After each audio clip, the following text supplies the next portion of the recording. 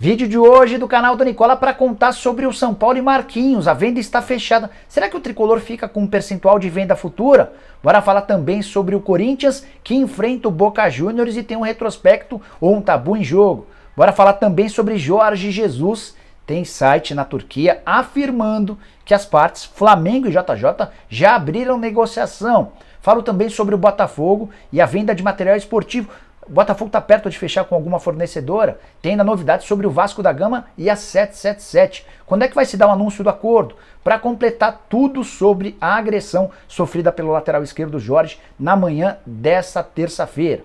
Bora começar o vídeo? Não sem antes me apresentar, eu sou Jorge Nicola, jornalista esportivo, trabalhando no meio desde 2000. A ideia por aqui é deixar você super bem informado sobre as coisas do futebol. Para não perder nada, aperta o botão vermelho de inscreva-se e ativa as notificações, beleza? Curtiu o vídeo também, deixa like. Bora contar que todo esse conteúdo é um oferecimento de Aposta Ganha, site de apostas esportivas que me dá a maior sorte. E nessa terça-feira tem vários jogos importantes de Libertadores e Sul-Americana. Separei 3, Red Bull, Bragantino e Estudiantes, com vitória do Red Bull em casa pagando R$ 1,88. Já para o confronto entre Boca Juniors e Corinthians, em caso de empate na Bomboneira, você recebe R$ 3 para cada real apostado. Para completar, tem Flamengo e Universidade Católica, jogo no Maracanã. Muita pressão no rubro-negro, que vencendo leva R$ 1,20 para cada real apostado. Para apostar agora na Aposta Ganha, bem simples, vou deixar um link no comentário fixo, você vai clicar, fazer seu cadastro e começar a apostar, beleza? Bora começar com o tradicional giro de notícias e a primeira informação é do Grêmio, que está se tornando o 11º clube a aderir à Libra, a Liga Brasileira de Clubes.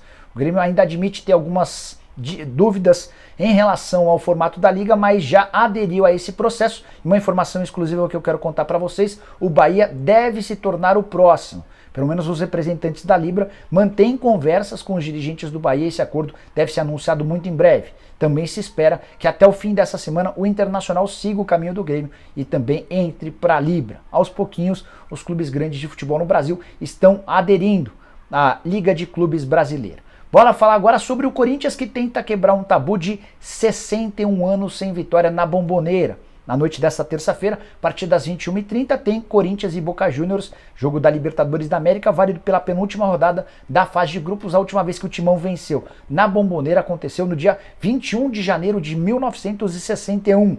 Você já era nascido? Na oportunidade, vitória do Corinthians por 4-3. Histórico dos confrontos entre Boca e Corinthians, bastante equilibrado. 5 vitórias para o Timão, 5 empates e 6 vitórias para o Boca. Em caso de triunfo do Corinthians, fica tudo igual. Bora falar agora sobre o presidente do Barcelona, Joan Laporta, que respondeu sobre a possibilidade de permanência do Daniel Alves. O contrato do lateral direito termina agora no mês de junho. E o Daniel fez um pedido aos dirigentes do Barcelona que estendam o contrato pelo menos até dezembro. Ele está muito preocupado em poder disputar a Copa do Mundo numa condição física boa. Laporta disse a uma rádio da Catalunha a seguinte frase, abre aspas: "Vamos nos reunir com o Dani e decidir seu futuro. Há chances de estender pelos próximos 6 meses. Vamos avaliar", fecha aspas. Só vale lembrar que o Daniel Alves tem o menor salário de La Liga. Os dirigentes do Barcelona estão avaliando se dão mais 6 meses de contrato para um cara que ganha cerca de R$70 mil por mês. É o piso salarial permitido no Campeonato Espanhol. Bora falar agora, ainda no giro de notícias, que Léo Ortiz foi convocado para a seleção brasileira e estará à disposição do Tite nos confrontos contra Japão e Coreia. A seleção ainda busca um amistoso contra uma seleção da África durante esse período. E a última informação do giro de notícias, antes da gente ir para as notícias para valer, contar que Kaká completou o curso de treinadores e brincou agora que só falta o time para ele treinar. Você gostaria de ter o Kaká comandando o seu clube do coração? Use o espaço para comentários e responda, beleza? Bora falar agora sobre o Botafogo. Muita gente, torcedora do Botafogo, entra nos programas do Nicola de segunda a sexta-feira para perguntar se a Nike ou se outro fornecedor de material esportivo estava perto de fechar contrato. Venho dizendo para vocês que não, que a ideia do Botafogo era deixar essa negociação para um futuro mais distante, imaginando que enquanto evolui dentro de campo se valoriza.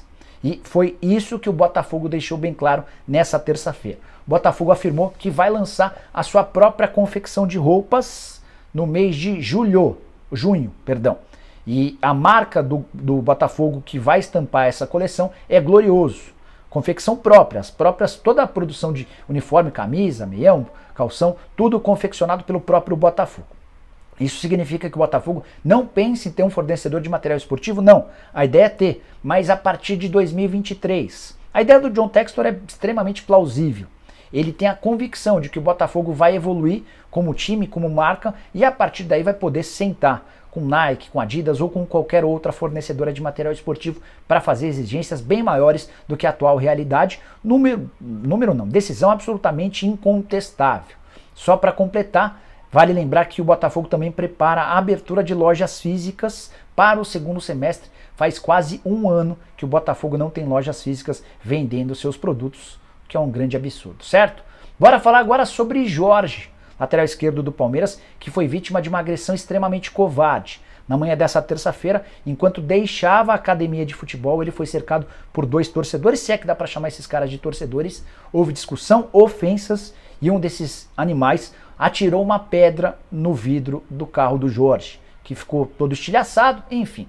Palmeiras anunciou por meio de uma nota que se mostrou absolutamente contrário a isso e vai levar o caso às últimas consequências. Já procurou a polícia e está abrindo investigação, quer que esses 2 torcedores paguem pela decisão que tomaram. A Mancha Verde também já se posicionou dizendo contrária a esse tipo de manifestação. Jorge não vive uma boa fase, lateral que falhou nas 2 últimas partidas contra o Fluminense e contra a Juazeirense. É também nesse tipo de movimento que eu me pergunto até que ponto vale falar sobre salários. É uma das minhas características aqui, trazer números, dados, quanto ganha, até porque eu acho super importante o custo-benefício do atleta. Mas quando a gente se depara com vândalos, com animais como esses 2 palmeirenses que atacam porque entendem que o jogador não está rendendo bem, aí perde todo o sentido.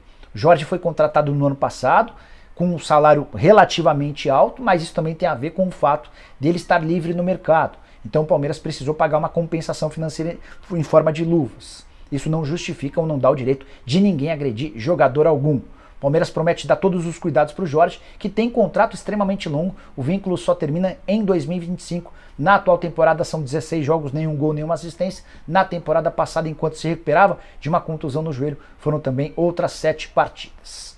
Bora falar agora sobre Turco Mohamed. Que história é essa de que o técnico do Galo pode voltar para o México? Ele tem enorme cartaz por lá e nessa terça-feira, jornalistas da Fox Sports México afirmaram que ele é um dos nomes cotados para dirigir o Chivas Guadalajara, um dos principais clubes do país, que passa por enormes problemas em campo. Os resultados não costumam ser, pelo menos nessa temporada, muito bons, e a partir daí tem se pensado em nomes grandes para técnico.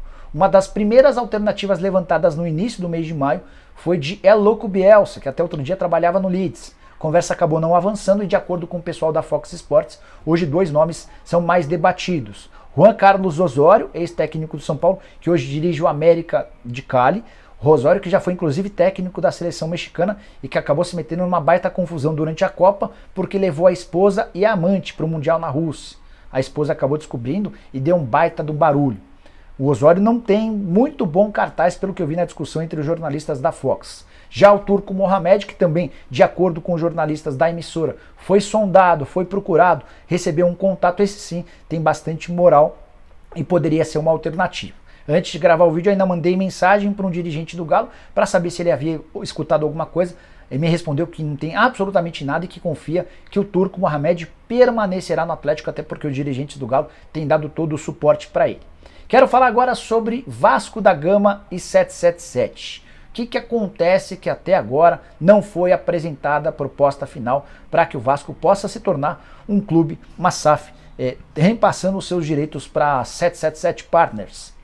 Importante, só para contextualizar. No dia 21 de fevereiro, ocorreu um acordo, um memorando de entendimento. As partes assinaram que estavam de acordo para que se levasse essa história adiante. Desde então, o Vasco trabalhou para conseguir aprovação, para se tornar uma SAF, junto ao seu conselho deliberativo e também aos sócios. Enquanto isso, a 777 passou a receber todos os documentos do Vasco, que dizem respeito ao futebol, marketing, finanças, jurídico, processos, para investigar e avaliar as condições do clube.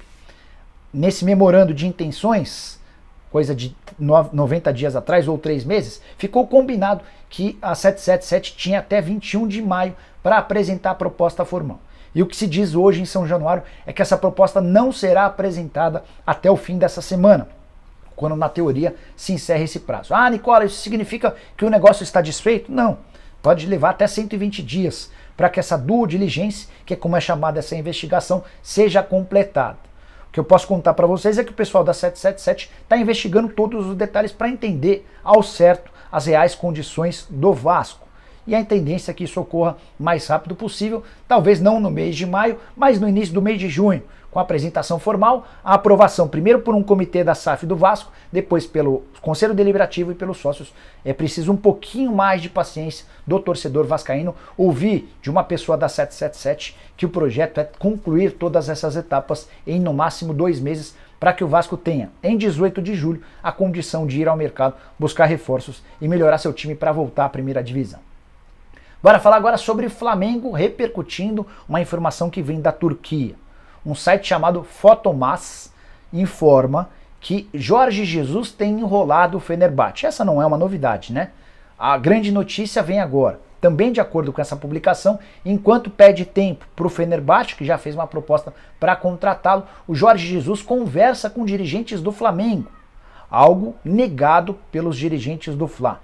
E a situação é exatamente oposta, pelo menos aquilo que a gente escuta dos dirigentes do Flamengo é que Marcos Braz não quer, em hipótese alguma, a contratação do técnico português. Resta saber se toda a pressão popular e também interna de conselheiros não pode acabar revertendo o quadro.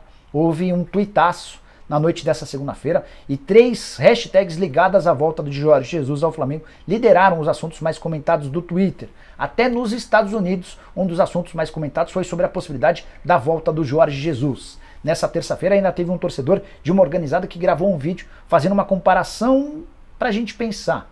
Ele disse que Rodolfo Landim e Marcos Braz têm se comportado como donos de uma padaria que trocaram o padeiro. Todos os clientes dessa padaria não querem mais o pão desse padeiro e estão exigindo a volta do antigo padeiro. Mas os donos da padaria, o Marcos Braz e o Landim, não estão preocupados com a clientela e têm ignorado os pedidos para a demissão do Paulo Souza.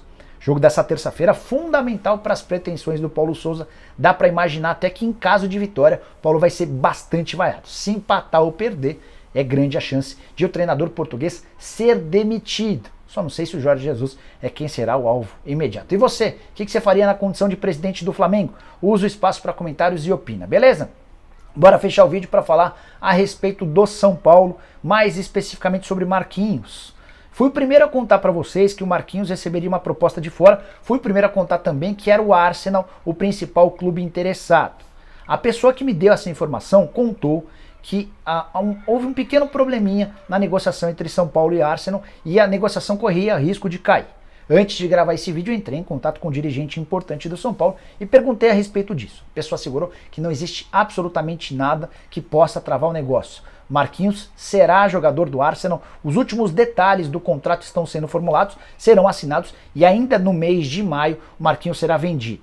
Perguntei para esse dirigente importante do São Paulo se haveria a possibilidade de o tricolor ficar com um percentual de venda futura. Afinal de contas, o São Paulo era dono de 100% dos direitos econômicos e está vendendo o Marquinhos por apenas 3 milhões de euros, ou mais ou menos 15 milhões e 700 mil reais. Valor extremamente baixo, e é baixo porque o Leco, Raí e o Pássaro, que haviam assinado o primeiro contrato profissional do menino, ignoraram uma lei da FIFA, que impede que a primeira assinatura tenha uma duração de 5 anos. Ou seja, a partir de agora, do fim desse mês, o Marquinhos deixa de ter contrato com o São Paulo. Era vender agora ou ficar sem absolutamente nada. Pois bem, perguntei a esse dirigente se o São Paulo leva algum percentual de venda futura. E a resposta foi não. O Arsenal exigiu que fizesse o negócio por 100% dos direitos econômicos. O tricolor não vai ter absolutamente nada de uma eventual venda futura se o Marquinhos arrebentar com a camisa do Arsenal. Não vai ter nada, exceção aquele percentual bem pequeno do mecanismo de solidariedade, que foi uma regra criada pela FIFA para incentivar e para dar algum dinheiro para os clubes formadores. Então, o fato de ter jogado dos 15 aos 19 anos de idade no São Paulo vai render um percentual inferior a 2% ao tricolor numa eventual negociação futura. São Paulo não vai ficar com nada dos direitos econômicos do Marquinhos. E aí, o que você achou dessa história? Comenta, esquece de deixar like, de se inscrever no canal. Outra coisa importante, a partir das 7 da noite teremos Muricy Ramalho ao vivo no programa do Nicola. E é você quem vai fazer a pergunta, ou as perguntas, beleza? Aguardo por todo mundo. Tchau, tchau!